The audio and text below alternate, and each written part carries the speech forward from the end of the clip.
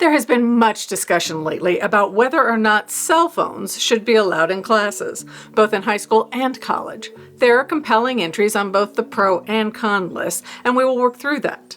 While we will focus on cell phones in education, the lessons we learn here can also focus on our larger lives. So while we can list phones as a harmful distraction in class, we also know that distraction caused by phones while driving is beyond dangerous. As we list these pros and cons, think beyond school and focus on the impact cell phone use has on your life. Do you run your life, or does your cell phone?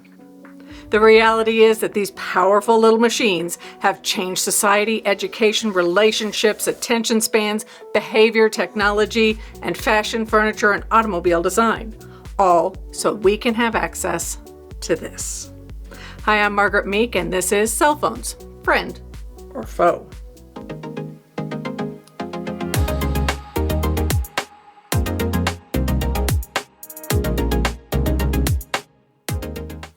Classroom distraction is a problem.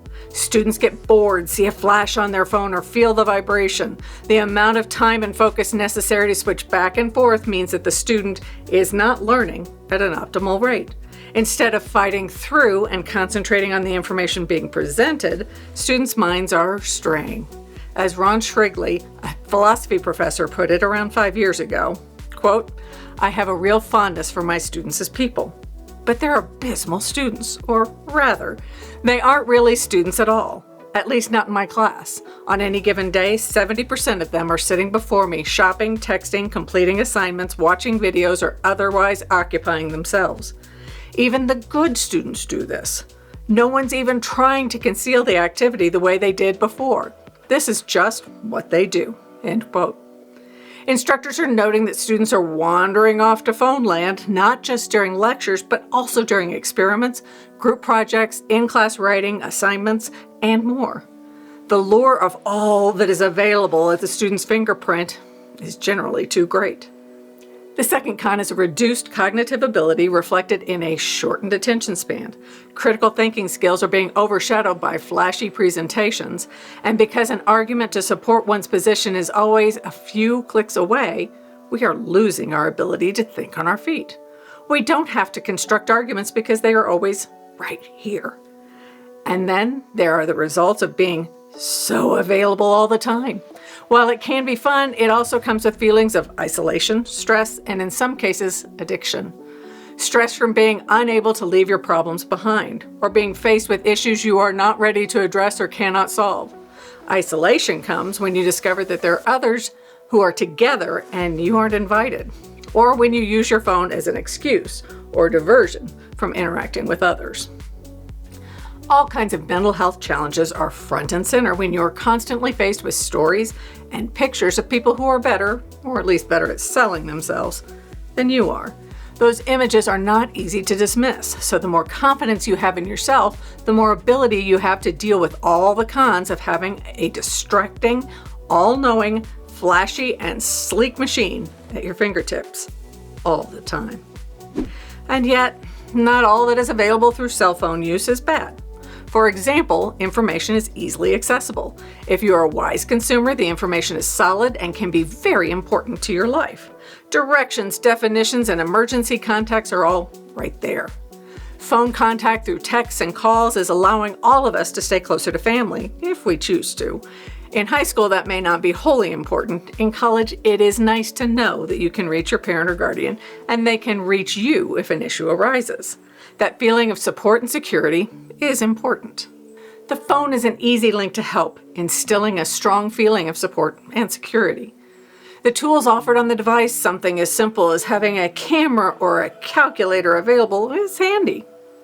The education available through a cell phone is a definite advancement over the use of encyclopedias, VCR tapes, DVDs, or pouring through the stacks in the library. And yes, I know those references are old enough that many of you will not know what I'm talking about.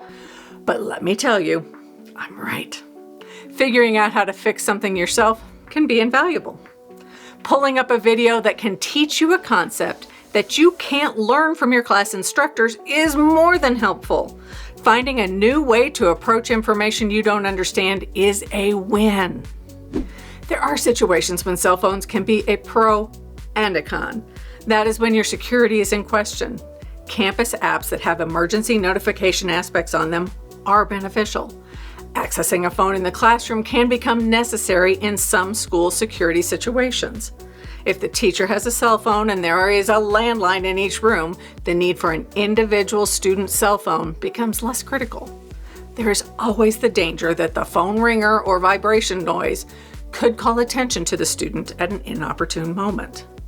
Make sure that as a family, you are discussing how and when you will communicate in an emergency, according to the school's policy on how they will communicate with families.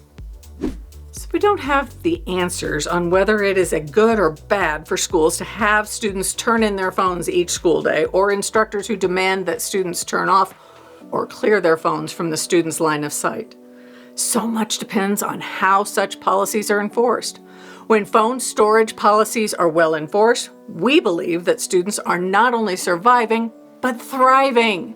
Testing within schools that have implemented these policies shows that students' knowledge base is growing and their anxiety levels have fallen. Those are great reasons to consider removing phones from classes, at least most of the time. What we do know is that it is time for all of us to set boundaries between ourselves and our cell phones. When in class, put the phone away. Focus on what is happening in the classroom. Work to build your ability to deal with teaching styles that are not perfect for your learning style, and build your attention span. Find a part of your week when you can completely disconnect from your phone. Choose Sunday mornings, Wednesday afternoons, or any set of 3 to 4 hours at one time. You can let the other important people in your life know that you are leaving your phone off or in a drawer so they can learn to let you have that opportunity to decompress, study, work out, or whatever you choose to do at the time. The more often you recognize that you are in charge of your life, your phone isn't, the better your role as a student can be fulfilled and the happier you will be. Cell phones are what you let them be: a mental health challenge, a study aid, a distraction. Be the boss of your cell phone use. Make sure your phone is always working for you, not against you.